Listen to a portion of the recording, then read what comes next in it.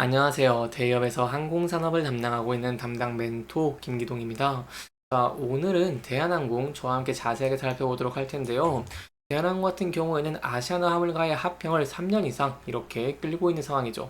이러한 상황에서 화물 사업 매각에 대한 기사가 하나 나왔습니다. 이 기사 간단하게 보시면은 아시아나항공의 화물 사업부를 에어 인천이 인수한다고 하는데, 여기에 대해서 좀 여러분들에게 설명을 드리려고 팩트를 찾아보니까 좀 다른 모습들이 있기 때문에 실질적인 팩트가 어떤 것인지 여러분들에게 자세하게 공시를 보면서 함께 살펴보도록 하고요.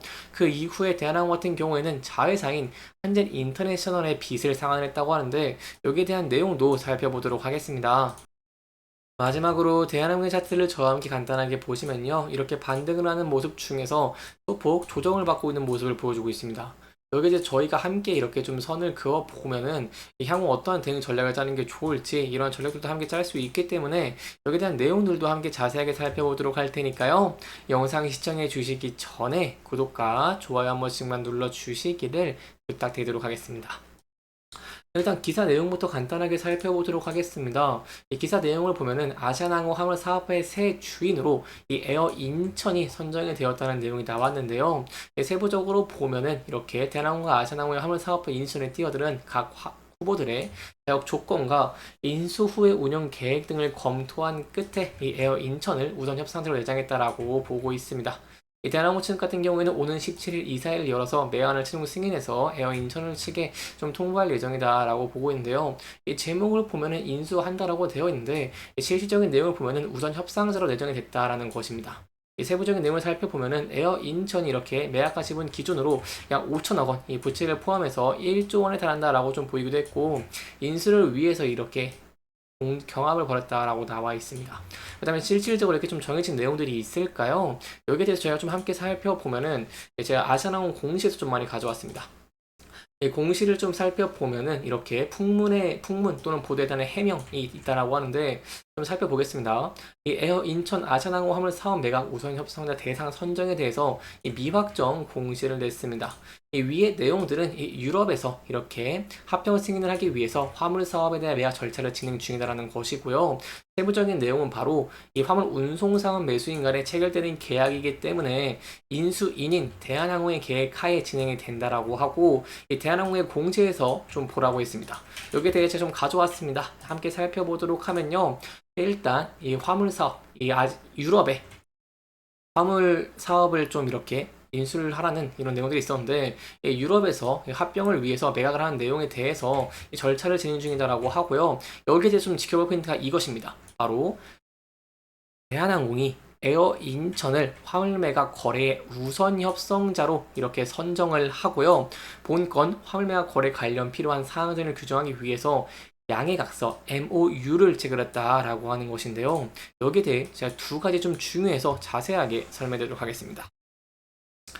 일단 입찰 참여 회사 중에서요, 가장 좋은 조건을 내건 회사가 이렇게 우선 협상 대상자로 선정이 되고, 이게 바로 에어 인천이다라고 설명드릴 수 있겠죠.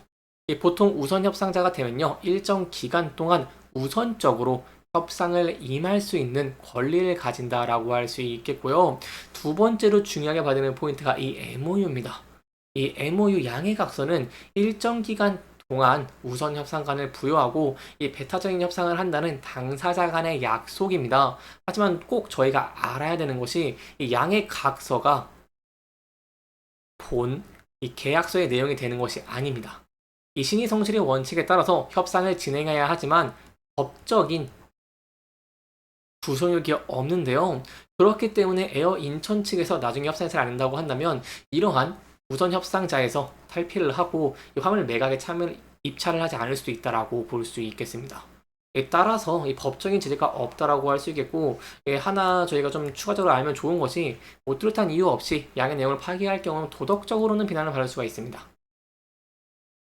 하지만 이 MOU 같은 경우에는 이 당사자들의 본계약 체결 이전에 교섭 중간 결과를 바탕으로 서로 양해된 사항을 확인하고 기록할 때 사용이 되는 것이기 때문에 아직 여기에 대해서 확정난 것은 없고, 그렇기 때문에 여기에 대한 내용들은 저와 함께 지켜봐 주시면 정말 감사할 것 같습니다. 여기에 대한 내용들 제가 계속해서 여러분들에게 전달되도록 할 테니까요. 영상 시청해 주시면서 구독과 좋아요 한 번씩만 눌러 주시기를 부탁드리도록 하겠습니다. 좀 더 추가적으로 보면 이 7월 15일까지 이렇게 우선 협상자 기간 부여라고 해서 여기에 대한 내용들 함께 좀 지켜봐 주시면 좋을 것 같습니다. 두 번째로 좀 지켜볼 만한 포인트가 대한항공이 이 자회사인 한진인터내셔널이 갖고 있던 빚 5,511억 원을 좀 상환하는 모습을 보여줬는데, 이렇게 하면서 유상증자를 좀 참여를 한다라고 볼 수 있겠습니다. 한진인터내셔널 좀 간단하게만 설명을 드리면 대한항공의 자회사입니다. 이 자회사인데 1989년에 미국 캘리포니아에 설립된 회사이고 2017년부터 월셔 그랜드 센터를 재건축해서 운영 중이다라고 할 수 있겠습니다. 또한 대한항공이 지분을 100%를 보유를 하고 있습니다. 사실상 완전 자회사라고 볼 수 있겠죠. 그렇기 때문에 한진인터내셔널을 제가 줄여서 HIC라고 부르겠습니다. 좀 줄여서요. HIC가 부르는데 이 HIC는 이 자금을 이 스탠다드 차타드 은행 차입금 상환에 전액 사용할 예정이고요. 이 미국 중앙은행이 최근에 금리 인상을 계속했죠. 그렇기 때문에 이러한 인상으로 비용 부담이 커지면서 대한항공이 도와주기 위해서 이렇게 유상자에 참여를 했다라고 볼 수 있겠습니다. 이러한 부분에서 좀 여러분들이 걱정할 수도 있습니다. 하지만 여기에 대해서 저희가 좀 차트를 보시면은 이렇게 큰 폭으로 좀 조정을 받는 모습도 안 보여줬고, 그리고 좀 기대해 볼 수 있는 포인트가 어떤 게 있냐라고 한다면 대한항공이 이렇게 HIC의 차입금을 갚으면서 신용평가라던가 재무 건전성 당연히 개선되겠죠. 이걸 좀 기대를 해보고 있고, 특히 기대해 볼 수 있는 포인트가 2026년에 이 북중미 이 월드컵, 그리고 28년에 이 LA 올림픽 등 이 대형 이벤트가 예정되어 있기 때문에 이러한 상황을 봤을 때 현지 호텔 수요가 늘어나는 것을 기대해 볼 수 있다고 할 수 있겠습니다. 그래서 여기에 대한 내용들 저와 함께 좀 지켜봐 주시면 좋을 것 같고요. 추가적인 내용도 제가 계속해서 여러분들에게 전달드리도록 하겠습니다. 마지막으로 차트 한번 살펴보도록 하겠습니다. 차트 한번 보시면은 대한항공 같은 경우 최근에 이렇게 반등을 하는 긍정적인 모습을 보여줬지만 장기 이평선인 240일선에서 저항을 받고 주가가 조정을 받고 있는 모습을 보여주고 있습니다.